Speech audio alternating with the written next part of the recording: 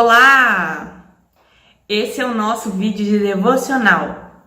Prepara a sua Bíblia, o seu caderno para fazermos esse estudo maravilhoso, né? Crescermos no conhecimento da palavra de Deus. Não se esqueça de orar, né, na devocional. Não se esqueça de procurar um ambiente tranquilo para o seu estudo. O meu objetivo é nós estudarmos juntos a palavra de Deus, né? Dessa vez você não vai estar sozinho, você vai ter companhia para estudar, ok? Então eu te peço, curte esse vídeo, compartilha e se você não é inscrito no canal, se inscreva e ative o sininho para ser notificado sempre que tiver um novo vídeo. Então, vamos para o estudo!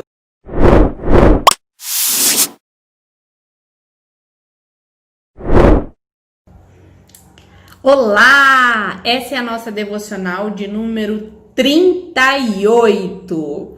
Bom, hoje nós vamos ler Romanos 8, do 28 ao 30. Vamos à leitura. Sabemos que Deus age em todas as coisas para o bem daqueles que o amam, todos que foram chamados de acordo com seu propósito. Pois aqueles que de antemão conheceu, também o predestinou para serem conforme a imagem de seu Filho, a fim de que ele seja o primogênito entre muitos irmãos. E aos que predestinou, também chamou. Aos que chamou, também justificou. E aos que justificou, também glorificou. Bom, essa é uma passagem muito bacana, né? A intercessão do Espírito Santo é para todas as coisas, é para que todas as coisas cooperem para o bem. E a gente usa muito esse versículo, é impressionante, a gente adora esse versículo. Bem, sendo assim, o que estudamos antes aponta para o propósito que vamos estudar hoje. Que bem é esse? De que bem Paulo está falando? Pois é... Eu sabia esse versículo de uma maneira errada. Bom, eu achava que esse bem é que assim, no final vai dar tudo certo. É isso. Era assim que eu pensava. Após esse estudo, as coisas mudaram. Por quê? O que Paulo está dizendo? Não é um final feliz. Por quê? Muitos servos de Deus não tiveram um final feliz. Paulo não teve um final feliz. Pedro não teve um final feliz. Diversos cristãos na história não tiveram um final feliz. Então, não é esse bem que está falando aqui na palavra de Deus, né? O bem aqui, à luz do contexto dessa palavra, é a nossa conformidade, nos parecer, nos assemelharmos com Cristo. Esse é o bem. O bem maior que Deus tem para aqueles que o amam é nos parecermos com seu Filho Jesus. A glória a ser revelada, liberdade do pecado e da corrupção, a redenção do nosso corpo. Olha só, o que eu acabei de falar? Dos nossos últimos estudos, né? O bem nós vimos aqui que é nossa conformidade, ou seja, nos assemelharmos a Cristo. E quando Paulo fala de outros bens, ele vai falar que a glória a ser revelada, né? As dores que a gente passa aqui não irão se comparar à glória a ser revelada. E essa é um bem que Paulo está citando. A liberdade do pecado que a gente viu lá no capítulo 5, né? E da corrupção. E a redenção do nosso corpo que a gente viu nos últimos estudos. Tudo isso é o bem. É o bem maior, vamos chamar assim, né? Não negamos que Deus dá coisas boas a seus filhos, né? Mesmo coisas que não vemos como boas. Podemos ver agora como uma coisa que não é boa, mas na verdade é. Vou contar uma história aqui de um jovem missionário, né, que lutou muito para que alguma agência missionária o aceitasse e o enviasse. Depois de certo tempo tentando, uma agência aceitou ele e o enviou para missões. E ele foi parar numa tribo canibal. E em meio ao evangelismo, pegaram ele, né, para cozinhá-lo, né, para comer. Então, durante o preparo ali, né, colocaram ele amarrado numa madeira porque iam colocá-lo no fogo. O chefe da tribo disse ao cozinheiro para tirar um filete, né, da panturrilha dele, da batata da perna dele, para ele experimentar aquela carne. Quando isso foi feito, né, ele colocou na boca, ele odiou. Falou: a carne desse homem é horrível, soltem ele. Esse homem é amaldiçoado, ele tem uma carne horrível, solta ele, a gente não pode comer ele não. Solta ele. Então a tribo soltou ele. E aí ele saiu correndo, fugindo, né, e agradecendo a Deus. Deus, muito obrigada por essa perna de borracha que o Senhor me deu. Então, muitas coisas podem não nos parecer bom no momento, mas Deus tem um propósito. E, quem sabe, nessa vida nós conheceremos o propósito de todas as coisas que Deus nos submete. E nesse caso, foi ter uma prótese, né? A dificuldade que era para ele fazer missões, no final das contas, se tornou um livramento dele ali de ser comido pela tribo canibal. Então, algumas coisas a gente não vai perceber. Deus usa as circunstâncias para promover o bem. Mas estamos falando de um bem supremo. Esse foi um bem, mas um bem momentâneo, né? Mas o bem supremo, todas as coisas trabalham em conjunto, né? Para promover boas coisas na vida daqueles que amam a Deus. Então você percebe que essas boas coisas está ligada diretamente ao propósito de nos parecermos com Cristo? Não negamos, né? Aliás, aqui, uns pontos aqui que eu quero elencar primeiro, aqui desse bem é a obra de Cristo que retirou a condenação para quem está nele, né? Que é o início do capítulo 8. Outro bem, nós nos gloriamos nas tribulações, porque elas são usadas em nós para forjar a imagem do Filho de Deus e expurga de nós a impaciência e a desesperança. O Espírito Santo intercede por nós, às vezes que pedimos para Deus tire o espinho da carne, né, quando na verdade nós precisamos de graça para suportar. Quem são esses, né, que no verso aí está sendo referido, né? Eu vou ler de novo aqui. Sabemos que Deus age, né, em todas as coisas para o bem daqueles que amam, dos que foram chamados de acordo com seu propósito. Então, ele está falando de um grupo de pessoas, os que foram chamados segundo o seu propósito, né? O 29, pois aqueles que de antemão conheceu, também os predestinou para serem conforme a imagem de seu filho, a fim de que ele seja o primogênito dentre muitos irmãos. Então aqui, quem são estes, né? Todas as coisas cooperam para o bem de quem, né? Não é todos que estão debaixo da graça comum, né? Deus dá o sol sobre todos, justos e injustos, né? Mas estamos falando do bem supremo, né? E que está ligado a nos parecer com Cristo. Então, eles são identificados por meio de 5 atitudes, né? E aí, nós vamos entrar aqui no verso 29. Deus conheceu de antemão. A interpretação mais comum que Deus conheceu de antemão que esta forma de interpretação é que Deus sabe quem será os salvos pela sua onisciência. Então Deus sabe, né, de todas as coisas. Então ele já sabe quem ia aceitar Jesus. Então ele já conhece essas pessoas. Mas não é esse tipo de conhecimento. Olha só como isso é enfraquecido pela própria palavra. Não é só o conhecer intelectualmente, o ter conhecimento.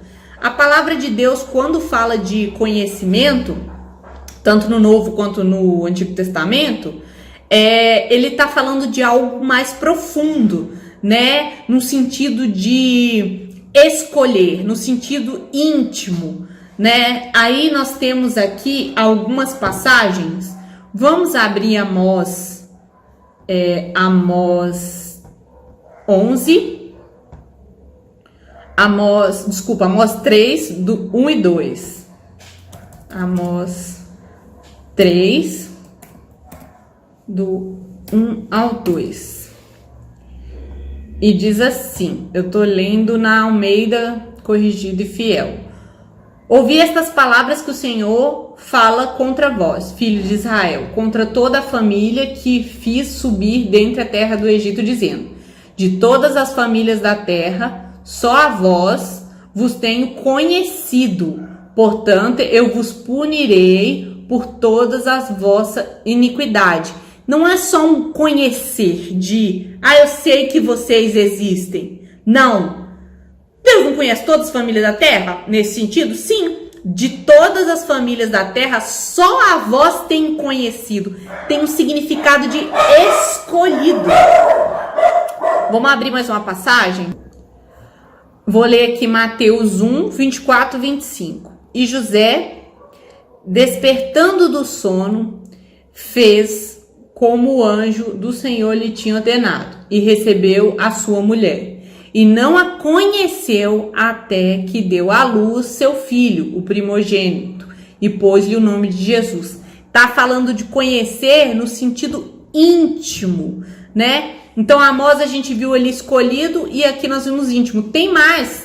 Tem aqui Romanos 11, tá pertinho aí? Abre Romanos 11, nós vamos ler os versos 1 e 2. Romanos 11, versos 1 e 2. Diz assim, tô lendo Romanos 1 e 2. Pergunto, pois, acaso Deus rejeitou seu povo? De maneira nenhuma. Eu mesmo sou israelita, descendente de Abraão, da tribo de Benjamim. Deus não rejeitou seu povo, o qual de antemão conheceu. Ou vocês não sabem como Elias chamou a Deus contra Israel, conforme diz as Escrituras? Bom, então nós vemos aqui que aqui tá falando, né, desse conheceu no sentido de escolheu. Então, ficou claro aqui que não é só porque Deus já sabia quem ia aceitar Jesus. Deus escolheu essas pessoas. Então, tem sentido de escolher, conhecimento íntimo, né? Experiência com aquele indivíduo. Deus escolheu soberanamente. Não foi só porque sabia, né, por causa da presciência que ele tem. Não. Não adiciona, mas fala, né, de um sentido único, né? O fato de Deus ter presciência, mas dele ter decretado, escolhido a pessoa, andam juntos. E nós vamos ver isso, essa questão de andar juntos, sim. Como pode Deus escolher a pessoa se, né, Deus sabe, não, escolheu, foi uma escolha de Deus, né, aquela pessoa.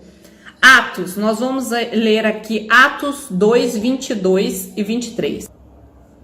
Homens israelitas, escutai as palavras. A Jesus Nazareno, homem aprovado por Deus entre vós com maravilhas, prodígios e sinais, que Deus por ele fez por meio de vós, como vós mesmos bem sabeis. E este que vos foi entregue pelo determinado conselho e presciência de Deus.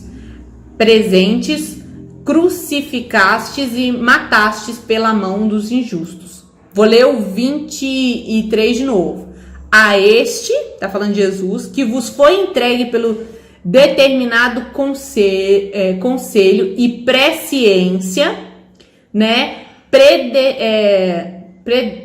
Prendestes, crucificastes e maltratastes pela mão dos injustos. Então, conselho e presciência, né? Então, assim, ou seja, por um desejo, né, deles de crucificar Jesus, né?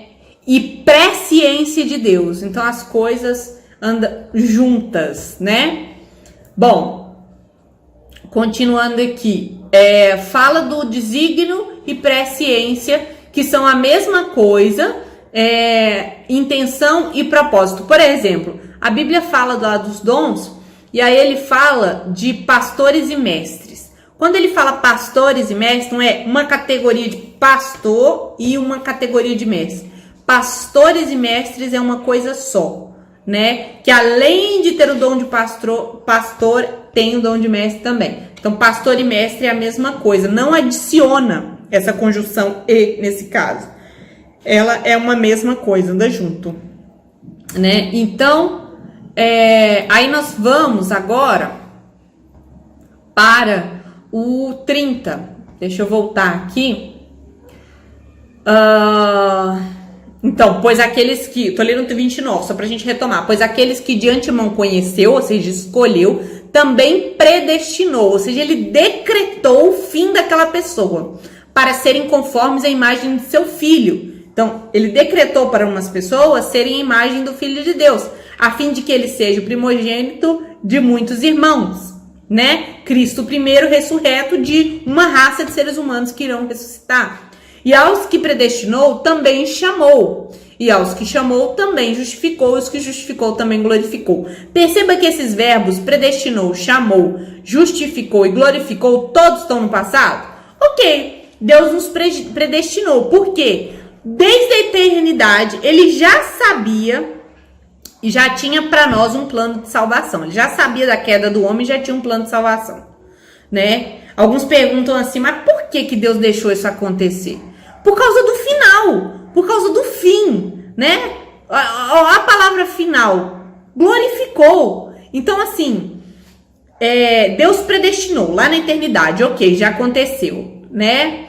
Também chamou, né? Então ele já nos chamou, né? E os que chamou, justificou. Somos justificados em Cristo. Já não há nenhuma condenação para nós, né? E também glorificou. Então, como ele pode falar esses verbos no passado? Nós ainda não fomos glorificados, né? Em Cristo.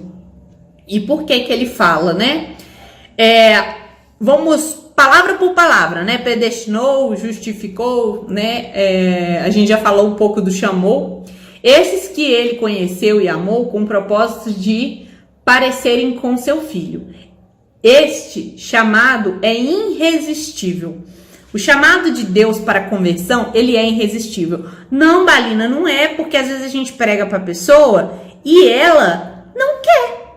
Entendeu? Tem missionário que é morto por pregar o evangelho. Esse é o nosso papel, de evangelizar. Mas é o Espírito Santo quem convence. E é ele quem aplica esse chamado irresistível. Então, quando o Espírito Santo convence a pessoa do pecado, ela não adianta. Pode ser quem for, não importa. Ela vai. A exemplo, o próprio Saulo de Tarso a caminho de Damasco. Um perseguidor da igreja, o Espírito Santo chamou e ali não houve discussão ali, mas ele foi voluntariamente, né? A pessoa vai a Deus voluntariamente, mas ela só vai porque Deus predestinou ela, né? E a chamou no seu coração. Então, nós somos salvos porque Deus nos chamou no coração de forma irresistível, né? E ele já tinha determinado isso na eternidade.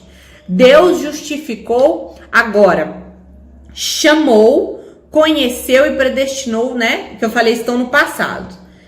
Entendemos que já aconteceu, mas porque ele fala justificou e glorificou, que são coisas que ainda vão acontecer vão acontecer no futuro. Porque a justificação, ela é já e ainda não, né? Porque não foi concluída ainda essa obra salvífica. É porque a salvação, do início ao fim, é uma obra de Deus. Então Paulo pode dizer, justificou, glorificou. Esses que Deus chamou no coração, justificou, glorificou, porque foi ele quem escolheu, tá consumado, né? Já e ainda não, né? Mas ele pode falar com essa convicção porque não depende da pessoa, depende de Deus, né? É uma obra do início ao fim executada por Deus. Tendo Deus um plano, um propósito, resumir todas as coisas, reuni-las em Cristo, as coisas do céu e da terra. Todas as coisas cooperam para a condenação daqueles que não amam a Deus. Mas aqueles que o amam, tudo irá cooperar para o bem, para que ele se assemelhe a Cristo. Pode faltar saúde? Pode. Pode faltar bens materiais? Pode. Pode faltar família, pessoas amadas? Pode. Pode faltar tudo. Tudo que você imaginar naquela pessoa. Mas ainda assim, as coisas irão cooperar para o bem maior, que é se parecer com o Filho de Deus. As aplicações disso: se você se sente oprimido, está sofrendo alguma situação dolorosa, entende que algo, né, fala dentro de você, né, entende que as circunstâncias que você pode estar vivendo, passando agora, pode ser Deus te moldando para se assemelhar com Cristo, para você viver esse plano maior, para tirar as coisas ainda desse mundo que estejam no seu coração.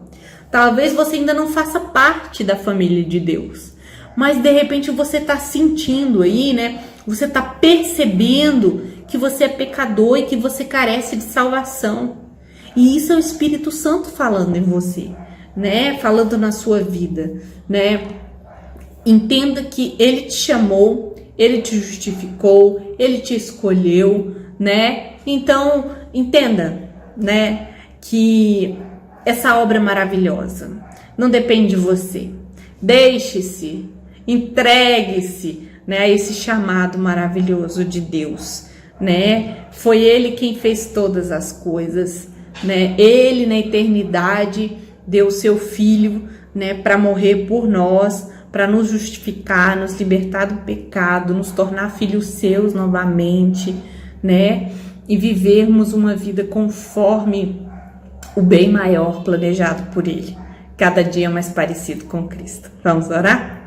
Senhor, nós te agradecemos porque o Senhor nos chamou, nos escolheu, o Senhor nos predestinou, o Senhor nos justificou e o Senhor nos glorificou. Cremos, ó Deus, que esta é uma obra tua. Glorificamos o teu Filho amado, que é quem nos permite voltarmos a chamá-lo de Pai. Ó Deus, que a cada dia possamos nos moldar à imagem do teu Filho. Te exaltamos nas alturas, Senhor, porque o que queremos é ver realizada a tua obra em nós. Em nome de Jesus. Amém.